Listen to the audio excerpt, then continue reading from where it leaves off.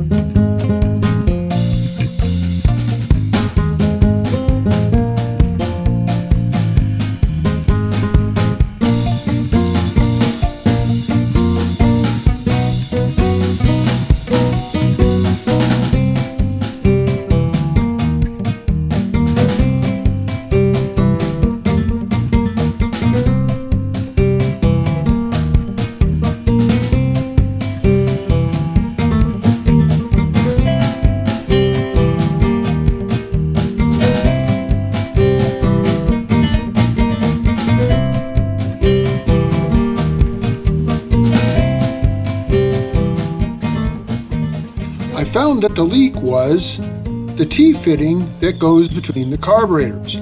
Fortunately, it is available new on eBay, so of course I ordered a couple. The old one was made of aluminum and plastic, and it's the plastic that failed. Imagine that. The new one is all aluminum, and it is much, much better.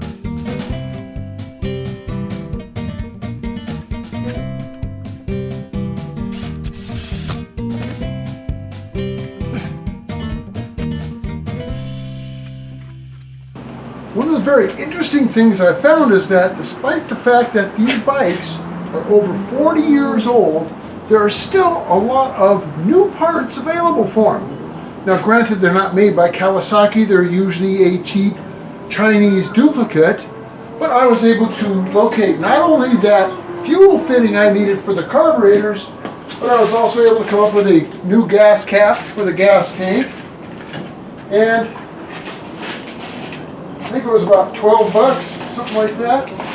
A set of intake boots, because we saw they were torn on that one, and one of these is pretty bad too. Hopefully I've got enough to get them both running. And a brand new ignition switch. So these parts are out there. And it's kind of neat that there is parts available. I got a telltale for it with, lights and stuff. And it was a used part, but I mean, a lot of the stuff's still available new, even though these bikes are pretty much all gone.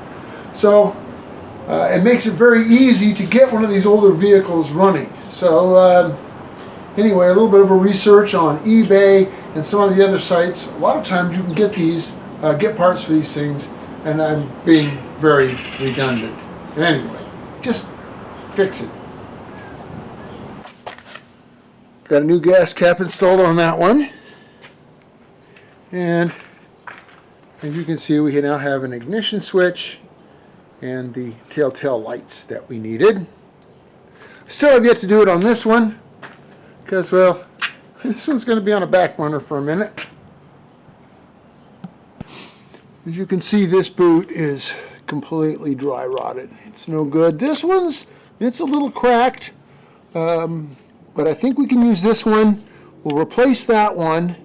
And then when it comes time to do this guy over here, well, I'm going to have to order more because this is completely cracked. It's just hard and dry. And then that one over there is missing altogether.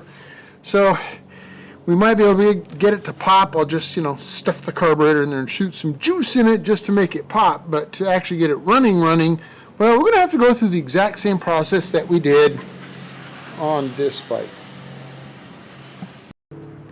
Putting the carburetors back in can often be a challenge on these Japanese bikes because you've got to basically squeeze the carburetors between the boots that go to the intake, and then you normally have these boots over here on the air box.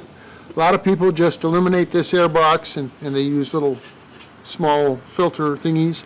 When these are new and they're nice and soft and supple, it's not a big deal. You just cram the carburetor in there, put it into the intake manifolds, and then put these into place. When they're hard and dry like this, well, it's a challenge. So, wish me luck. I'm going to need it.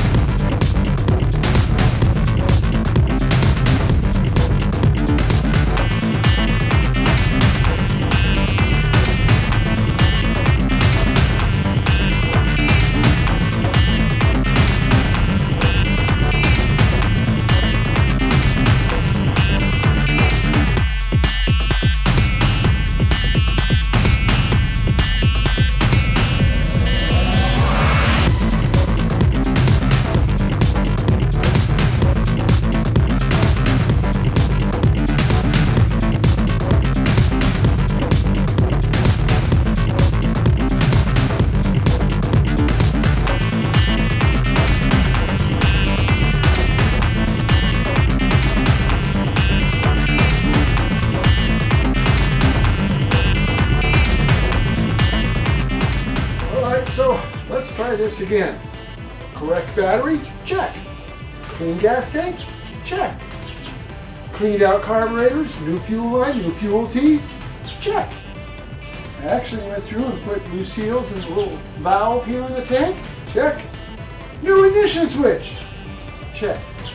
Should be a runner. Ignition on, I have my idiot lights.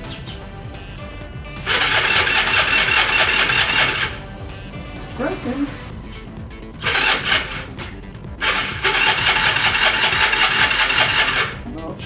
action.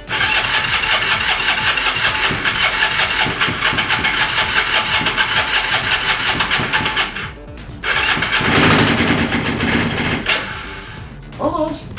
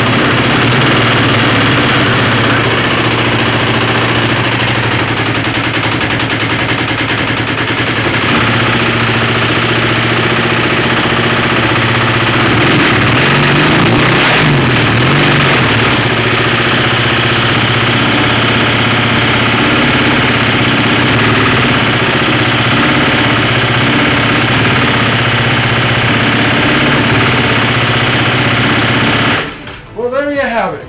It runs, starts, idles, and sounds like absolute junk. Yeah, it's got a bad rattle in it. Don't know what it is. So those are not the results we had hoped for. I don't know what that knocking, rattling sound is. I listened to it, I couldn't tell where it was coming from. So I'm going to end up doing what I usually do when I don't know what the problem is. And that is to simply throw money at it. Well, these aren't the results I'd hoped to find. It's kind of too bad because this one looks better than this one. Anyway, we're going to repeat all that on this one. I've got a new gas cap for it. Got a new ignition switch for it. Got the boots coming for this one, since I stole the boots for this one.